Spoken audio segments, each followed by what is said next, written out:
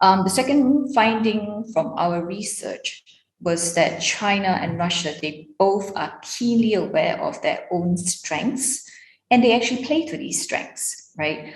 Whether that be in infrastructure or food or weapons. So just to give you a quick example, even if we look at, say, economic approaches, China is ace when it comes to infrastructure, financing, EPC, that kind of thing. Whereas Russia is largely absent from that sector.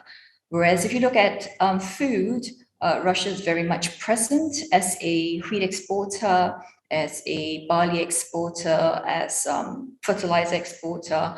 But China, again, is nowhere in the picture. So they each have their own strengths and they play to these strengths.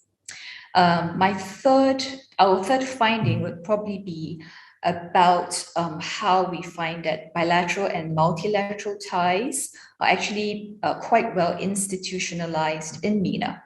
So you have things like the China-Africa Forum, China-Arab States Forum, China-GCC forums, and you have similar institutions on the Russian side.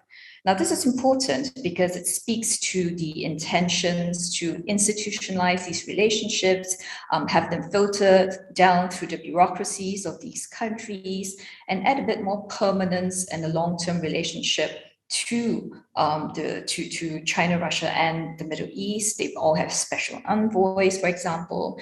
So we see it as quite institutionalized and not just depending on personal ties between the top leaders.